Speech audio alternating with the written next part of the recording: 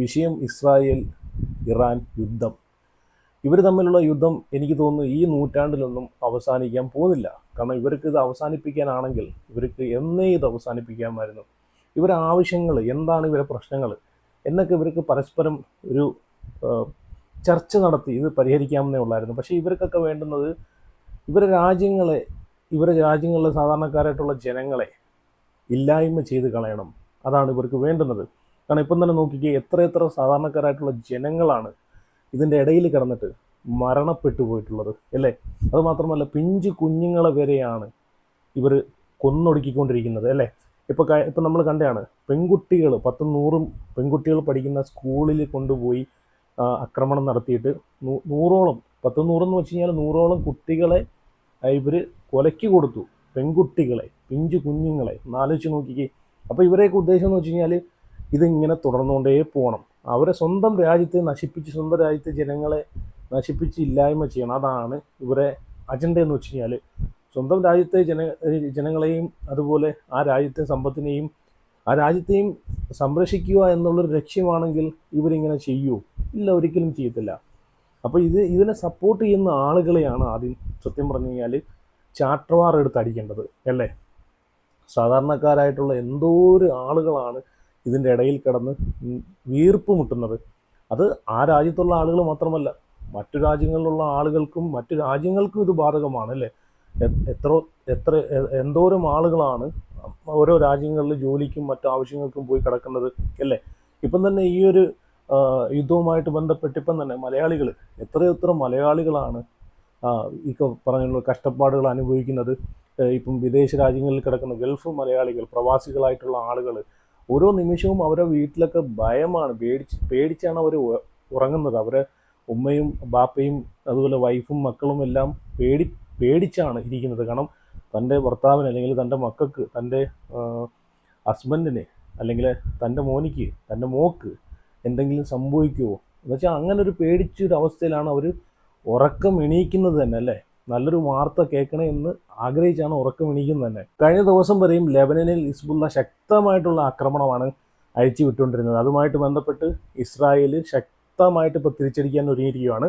അതുമായിട്ട് ബന്ധപ്പെട്ട് ലെബനനിലെ 50ഓളം ഗ്രാമങ്ങളോട് ഒഴിഞ്ഞു മാറാൻ പറഞ്ഞിരിക്കുകയാണ് ഇസ്രായേലിൻ്റെ ഡിഫൻസ് ഫോഴ്സ്. നോക്കിയേ, 50ഓളം ഗ്രാമങ്ങളെന്ന് പറയുമ്പോഴത്തേക്ക് എന്തോരം ജനങ്ങളാണ് അതിനകത്തുള്ളത്, എന്തോരം ആളുകളാണ് അവരെ വീടും കുടിയും ഈ പറഞ്ഞിട്ടുള്ള അവരെ കൃഷിയും എല്ലാം വിട്ടിട്ട് മറ്റൊരു സ്ഥലത്തേക്ക് കുടിയേറാൻ പോകുന്നത്. അല്ലെങ്കിൽ മറ്റൊരു സുരക്ഷിതമെന്ന് പറയാൻ പറ്റത്തില്ല. കാരണം എവിടെ പോയാലും അവരുടെ ജീവൻ അപകടത്തിലാണ്. അപ്പം എവിടെ പോയാലും അവർക്ക് സുരക്ഷിതമായിട്ട് ഇരിക്കാമെന്ന് വിചാരിക്കേണ്ട. അപ്പോൾ ഇത്രയും 50ഓളം ഗ്രാമങ്ങളിൽ എത്രത്തോളം ജനങ്ങൾ, സാധാരണക്കാരായിട്ടുള്ള ജനങ്ങൾ ഉണ്ടെന്ന് നിങ്ങളൊന്ന് മനസ്സിലാക്കി. ഇപ്പോൾ കഴിഞ്ഞ ദിവസം തന്നെ ഇസ്രായേലിൽ തീമഴയാണ് പെയ്തുകൊണ്ടിരുന്നത്. തീമഴ ഒന്ന് ആലോചിച്ച് നോക്കിയാൽ, നമ്മളൊക്കെ കടന്നുറങ്ങുന്ന സമയത്ത് ആകാശത്തൂടെ അങ്ങോട്ടും ഇങ്ങോട്ടും ഫൈറ്റ് ചെയ്യുവാണ്. യുദ്ധവിമാനങ്ങൾ പോകുന്നു, ഡ്രോൺ പോകുന്നു, അങ്ങനെ പല വിഷയങ്ങൾ നടക്കുവാണ്. അതിൻ്റെ ഇടയിൽ കൂടെ നമ്മളെങ്ങനെയാണ് സമാധാനപരമായിട്ട് കിടന്നുറങ്ങുന്നത്? ഒന്ന് ആലോചിച്ച് നോക്കി. കണ്ണ് നടച്ചു കഴിഞ്ഞാൽ നമ്മുടെ തലയിൽ വന്ന് വീഴുമോ എന്നൊക്കെ ഭയന്നിട്ടാണ് പല ആളുകളും അവിടെ പേടിച്ച് ജീവിക്കുന്നത് തന്നെ അല്ലേ. അപ്പം ഇതുമായിട്ട് ബന്ധപ്പെട്ട് ഇപ്പം ഇസ്രായേലിൻ്റെ നിങ്ങൾ നോക്കിക്കോണം, ഇസ്രായേലിൻ്റെ ശക്തിയായിട്ടുള്ള ഇപ്പം വജ്രായുധം എന്നൊക്കെ നമ്മൾ പറയുമല്ലോ, അയൺ ഡോം വരെ തകർത്തിരിക്കുകയാണ്. ഇസ്രായേലിൻ്റെ അയൺ ഡോം വരെ. ഇപ്പം ശക്തമായിട്ട് അതിന് തിരിച്ചടി നൽകാനാണ് ഇസ്രായേൽ ഒരുങ്ങിയിരിക്കുന്നത്. പക്ഷേ എനിക്ക് തോന്നുന്നില്ല, കാരണം ഇസ്രായേലിനെ കൊണ്ട് അതിന് സാധിക്കുമെന്ന് തോന്നുന്നില്ല. ഇന്നും ഇപ്പം ഈ അയൺ ഡോം തകർത്തതുമായിട്ട് ബന്ധപ്പെട്ട് ഇസ്രായേലിന് ഇച്ചിരി പാടായിരിക്കും പിടിച്ചിരിക്കാൻ. പക്ഷേ ഇന്ന് നിങ്ങൾ നോക്കിക്കോ, ശക്തമായിട്ടുള്ള ഒരു തിരിച്ചടിയായിരിക്കാം ഇസ്രായേൽ പ്ലാൻ ചെയ്യുന്നത്. പക്ഷേ ആ ഒരു പ്ലാനൊക്കെ പൊളിച്ചുകൊണ്ട് ഇസ്രായേലിന് ഇന്നും തീമഴ പെയ്യിക്കുമോ എന്നാണ് എനിക്ക് തോന്നുന്നത്. ഈ അയൺ ഡോം എന്താണെന്ന് വെച്ച് കഴിഞ്ഞാൽ മിസൈലുകൾ തകർക്കുന്ന, അത് ഈ സാധാരണക്കാരായിട്ടുള്ള ആളുകളൊക്കെ തിങ്ങിപ്പാർക്കുന്ന ഏരിയകളുണ്ടല്ലോ, ഈ പറഞ്ഞിട്ടുള്ള ഗ്രാമങ്ങൾ, അങ്ങനെയുള്ള ഏരിയകളിലൊക്കെ ലക്ഷ്യം വെച്ച് കൊണ്ടുപോകുന്ന ഈ ഒരു മിസൈലിനെ തകർക്കുന്ന ഒരു സിസ്റ്റമാണ് അയൺ ഡോം.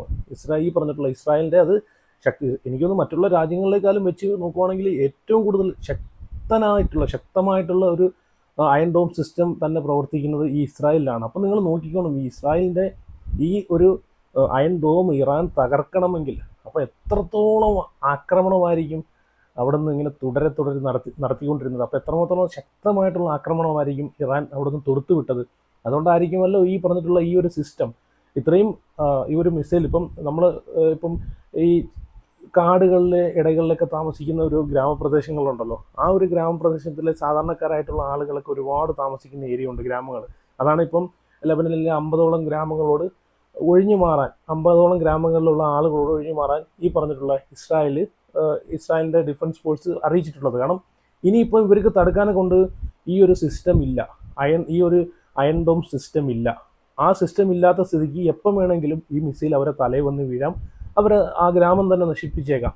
50ഓളം ഗ്രാമങ്ങൾ നശിപ്പിച്ചേക്കാം. ഒറ്റൊരെണ്ണം മതി, ഈ തൊടുത്ത് വിടുന്ന, ഇറാനിൽ നിന്നും തൊടുത്ത് വിടുന്ന ഒറ്റൊരു മിസൈൽ മതി ആ ഗ്രാമം മൊത്തം തകർക്കാം. അത്രയും മാത്രം ഒരു കപ്പാസിറ്റി ഉള്ള മിസൈലുകളൊക്കെ ഇറാൻ്റെ ഭാഗത്തും ഉണ്ട്.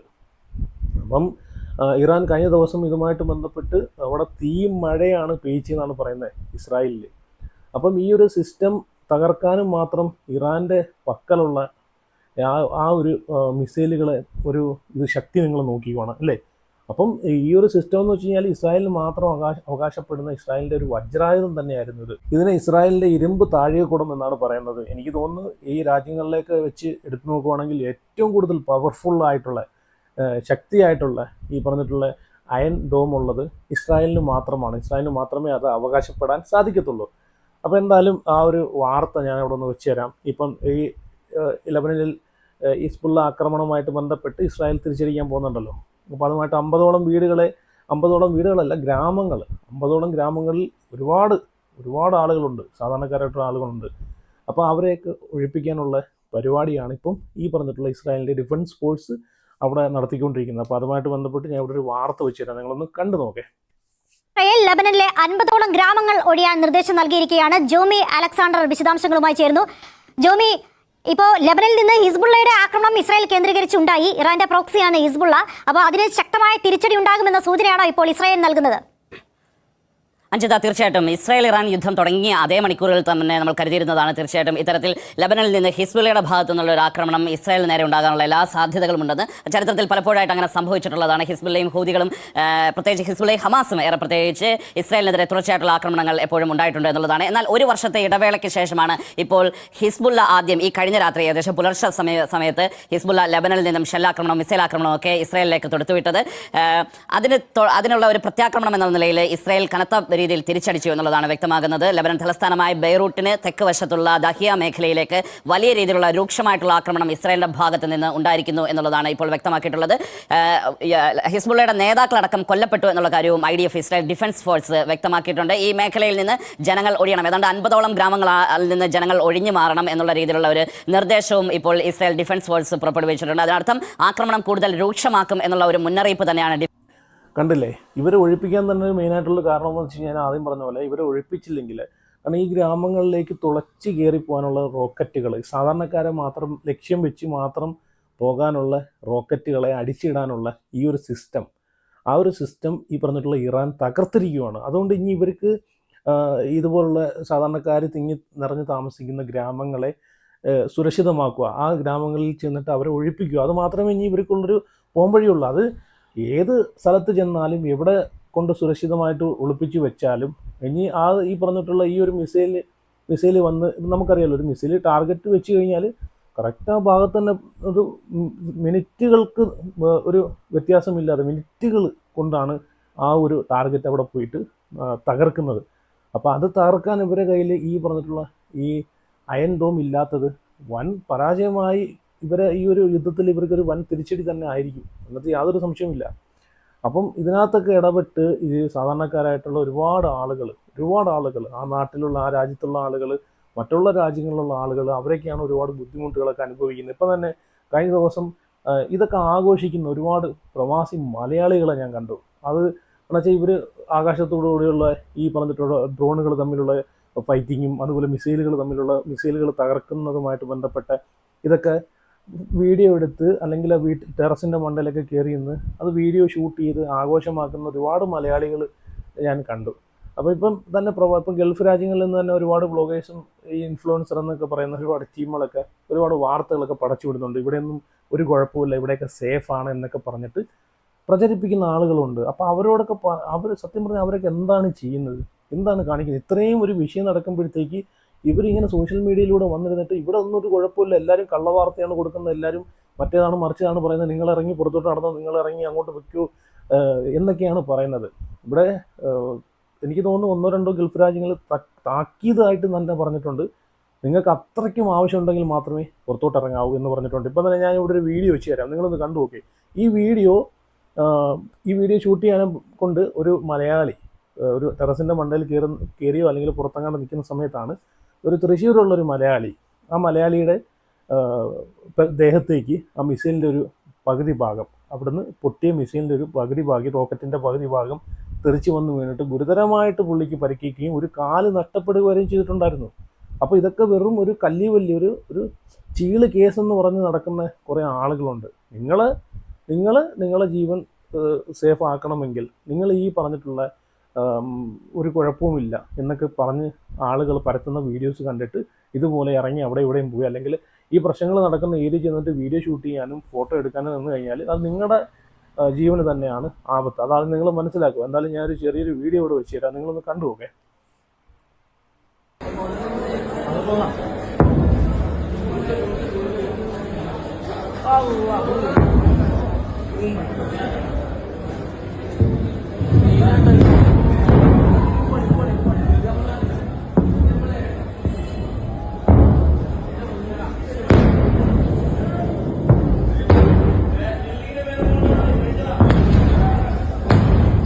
बिल्डिंग में